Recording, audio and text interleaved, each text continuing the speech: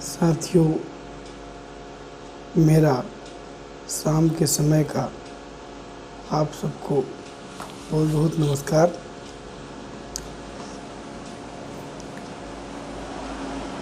अभी आज के दिन ही एक माननीय सुप्रीम कोर्ट द्वारा पंचायत शिक्षिका को अपना वेतन लौटाने का निर्देश देने वाली अग्रिम जमानत की शर्त कानूनी रूप से उचित नहीं है, इसलिए उस आदेश को निरस्त कर दिया।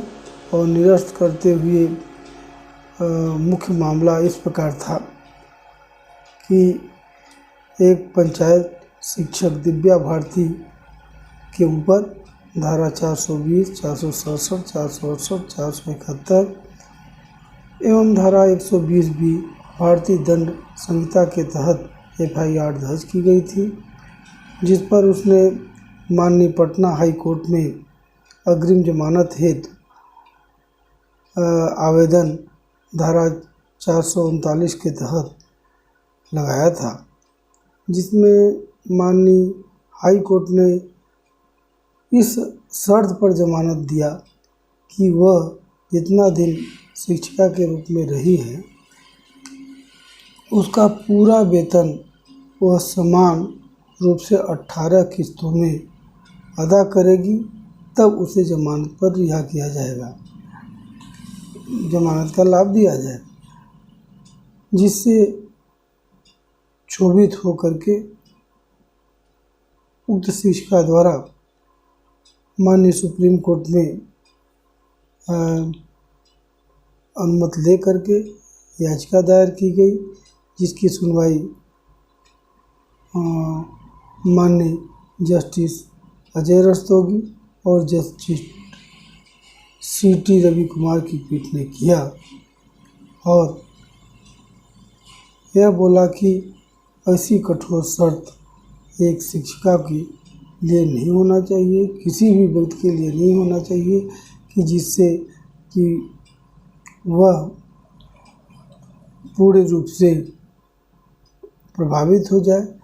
चूँकि जमानत एक प्रारंभिक स्थिति होती है, जमानत चूँकि जब आरोप लगाया जाता है तो इसका मतलब ये नहीं होता है कि वह दोषी है, पहले ही दोषी नहीं माना जा सकता है, इसलिए जमानत की शर्त को इतना कठोर नहीं होना चाहिए। और इस तरह से उस ऐसी कठोर शर्त को माननीय सुप्रीम कोर्ट द्वारा निरस्त कर दिया गया। उसका अग्रिम जमानत बरकरार रहा, लेकिन जो उसको कठोर शर्त दी गई थी उसको हटा दिया गया और इस प्रकार से माननीय सुप्रीम कोर्ट का यह बड़ा सद्भावनापूर्वक बहुत ही अच्छा जजमेंट था, जिस पर निचले न्यायालय को भी यह पता चलेगा कि किसी भी व्यक्ति की जमानत के लिए ऐसे कठोर शर्तों को कोई कोर्ट न लगाए जिसको कि कोई पूर्ति न कर सके। जैसे कोई सॉल्वेंसी के लिए कोर्ट ये लगा देता है। आजकल हमारे सिंगरौली क्षेत्र में जज लोग जमानत देते हैं, लेकिन जमानत देने के बाद उसमें जो संपत्ति की मांग की जाती है तो कहा जाता है कि जैसे कि 50,000, 1 लाख की ज़मानत जब मंजूर करते हैं और कहते हैं कि 5 एकड़ से कम ज़मीन नहीं होनी चाहिए। साथियों, हमारे सिंगरौली ज़िला में विस्थापन के कारण बहुत ही कम लोगों के पास 5 एकड़ ज़मीन बची है। इस तरह से जब यहाँ के स्थानीय लोगों के पास ज़मीन बची ही नहीं है, यदि शर्त 5 एकड़ का लगा दिया जाए तो वह जमानत न देने के बराबर ही है। ऐसी शर्त लगा करके, कठोर शर्त लगा करके आप जमानत से इनकार करते हैं, ऐसा न्यायालय के आदेशों से प्रतीत होता है। तो हमारा यही कहना है कि न्यायालयों को भी ऐसी कठोर शर्त न लगाएं जिसको की पूर्ति आरोपी न कर पाए और जमानत मंजूर होने के बावजूद भी वह जमानत से वंचित रहे। इसी के साथ साथियों, आप सबका मेरा नमस्कार। आप लोग हमारे इस चैनल को देखते हैं और मैं नई नई जानकारी देने की कोशिश करता हूं। आप इसको सुनते हैं। निश्चित रूप से छोटा हमारा वीडियो रहता है, लेकिन बहुत ही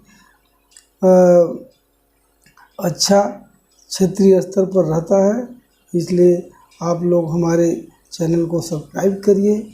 यदि कोई कानूनी सहायता आपको चाहिए तो मेरा नंबर भी लिख लीजिए।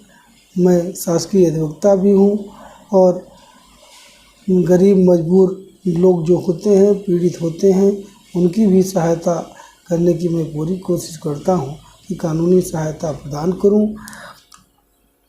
आज हमारे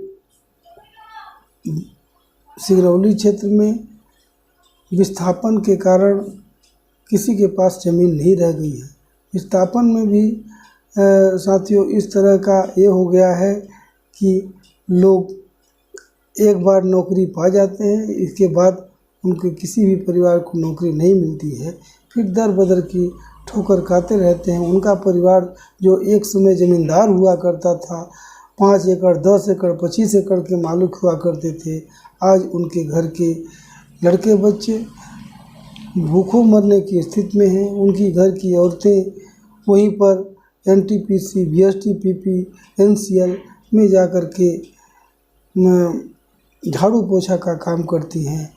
हम तो ये कहते हैं कि सरकार हम यहाँ सिंगरौली के लोगों को जो विस्थापन हो रहा है, इनके ऊपर भी स्वाभाविक रूप से विचार करे और जिससे कि जनता को न्याय मिल सके और जनता न्याय से वंचित न हो।